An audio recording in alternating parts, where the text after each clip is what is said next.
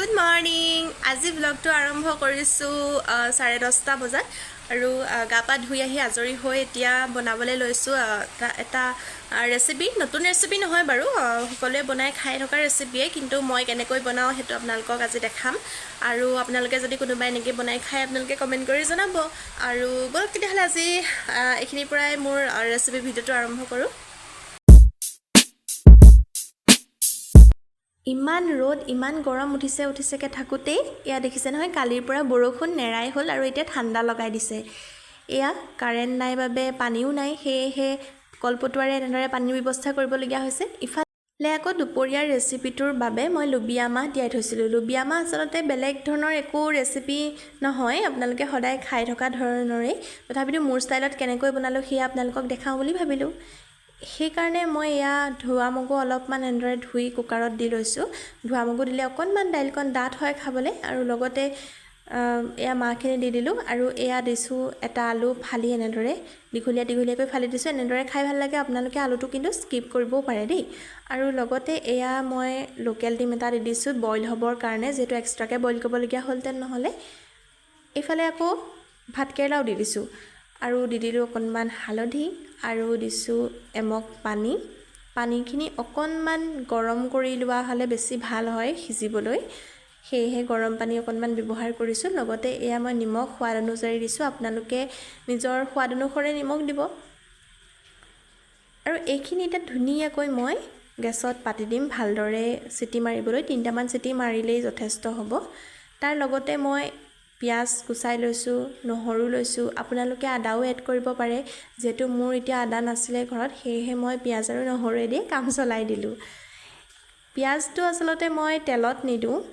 নহৰুটোহে তেলত ব্যৱহাৰ কৰিম হেহে নহৰুখিনি ধুনীয়াকৈ উচাই অকনমান ইয়াত থেতালি লৈছো আৰু পিয়াজখিনি যেহেতু মই তেলত ব্যৱহাৰ নকৰো দাইলখিনি উতলোতেহে তাত দিম হেহে পিয়াজখিনি ভালদৰে কুচাই চাৰিফালকৈ কাটি ইয়াক এটা এটাকৈ এৰুৱাই লৈছো আপোনালোকেও এনেদৰে কৰিব নহলে গুটাকে যদি দি দিয়ে তেতিয়া হলে কি হ'ব ভালদৰে সিজিবলৈ টাইম লাগিব আৰু দাইলখিনি যেহেতু মই ভালদৰে তেল মৰাৰ পাছতহে দিম হেহে পিয়াজখিনি এনেদৰে গুচাই দিলে ভাল হয় আৰু এইখিনি দেখিছে নহয় মই ধুনীয়াকৈ গুচাই ললো পিয়াজখিনি আৰু ইফালে মোৰ কুকাৰত যে দিছিলো হেখিনিও ধুনীয়াকৈ সিজি গল সিজাৰ পাছত এতিয়া মই ডিমটো সাইড কৰি লৈছো আৰু আপোনালোকে এনেদৰে কোনে কৰে জনাবচোন যেহেতু বেলেগকৈ কৰি থাকিবলৈ কেতিয়াবা সময়ও নহয় দিয়কচোন এফালে মই কেৰাহীত ধুনীয়াকৈ তেল অকনমান দি ললো আৰু তেল পকাৰ পাছত ইয়া নহৰু দিলো নহৰু কেঁচা গোন্ধটো যোৱালৈকে ইয়াক ভাজি তাৰ পাছত দাইলখিনি ধুনীয়াকৈ ইয়াত দি দিব পিয়াজটো এতিয়া নিদিব আৰু হালধিও নিদিব যেহেতু আগতে দিছিলে আৰু আপোনালোকে পাঁচফোৰণ দিব পাৰে মই পাঁচফোৰণ কিন্তু দিয়া নাই এইখিনি ধুনীয়াকৈ উতলি গল আৰু উতলি যোৱাৰ পাছত এতিয়াহে আপোনালোকে সেই যে পিয়াজখিনি কাটি থৈছিলে সেইখিনি ধুনীয়াকৈ ইয়াত দি দিব তেলত কিন্তু নিদিব তেলত দিলে গেষ্ট্ৰিক হয় বুলি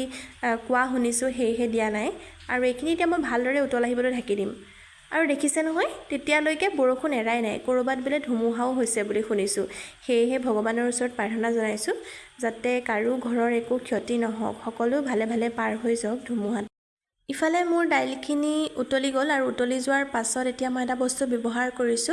এয়া পেহিয়ে সজিনাৰ পাত ৰ'দত শুকুৱাই ধুনীয়াকৈ গুৰি কৰি এনেদৰে এটা বটলত প্ৰিজাৰ্ভ কৰি ৰাখিছিল আৰু এইখিনি এতিয়া মই এচামুচ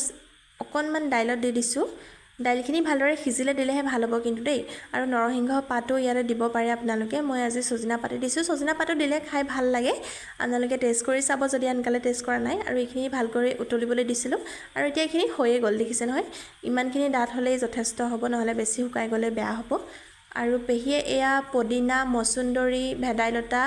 নহৰু আৰু বুট দি ধুনীয়াকৈ চাটনি বনালে আৰু চাটনি কিহত পিছিছে চাওকচোন বেলনাত কাৰণ আজি কাৰেন্ট নাই হেহে মিক্সিত দিবলৈ নোৱাৰিলো আৰু পটাত পিছিবলৈ পটাখন অকনমান বিছিবলৈ অসুবিধা হৈ আছে হেহে আৰু এনেকৈ খাই ভাল লাগিলে ধুনীয়াকৈ পিছ খাই গল এইখিনি দেখিছে নহয় আৰু এতিয়া মই থালিখন ৰেডি কৰি লওঁ দেই এয়া প্ৰথমতে ভাত ললো আৰু লগতে দাইলখিনি ললো দাইলখিনি হসাকৈ খাবলৈ খুব ধুনীয়া হৈছিল যদি কোনোবা এতিয়ালৈ নোখোৱাকে আছে তেতিয়া হলে আপোনালোকে নিশ্চয় এবাৰ ট্ৰাই কৰি চাওক আৰু মোক কমেন্টত জনাব কেনেকুৱা লাগিছে আপোনালোকৰ খাই আৰু মোৰ ভিডিওখিনি চাই যদি ভাল লাগে তেতিয়া লাইক কমেন্ট শ্বেয়াৰ আৰু সাবস্ক্ৰাইব কৰিবলৈ নাপাহৰিব ইফালে ডিম বইল কৰিছিলোঁ যে সেয়াও লৈ ল'লোঁ, লগতে চাটনি লৈ ল'লোঁ। আৰু এতিয়া ইয়াত মই অকণমান গৰু ঘিউ এড কৰি লৈছোঁ। এনেদৰে খাই খুব ধুনীয়া টেষ্ট এটা লাগে। আপোনালোকে এনেদৰে ঘিউ দি খাইছেনে? আৰু যদি খাইছে কমেণ্ট কৰি জনাবচোন। আৰু লগতে জলকীয়া এটা লৈ ল'লোঁ। এয়া মোৰ থালিখন ৰেডি হৈ গ'ল। আৰু থালিখন ৰেডি কৰি হোৱাৰ পাছত সদায় মোৰ খুব ভোক লাগে, সেয়েহে দেৰি নকৰি খাবলৈ বহিলোঁ এনেদৰে। আৰু খাই থাকোঁতে কথা পাতি পাতি কোনে ভাল পায় জনাবচোন। আৰু পিছবেলা হৈ গ'ল চাওকচোন, তেতিয়ালৈ বৰষুণ নকমাই হ'ল, বেছি বাঢ়িহে গৈছে। আৰু এনেদৰে বৰষুণ দি থাকিলে খিৰিকীৰে চাই থাকি কোনে ভাল পায় কমেণ্ট কৰি জনাবচোন। ময়ো আজি খিৰিকীৰে বৰষুণ চাই চাই ভিডিঅ'টো সামৰণি মাৰিছোঁ।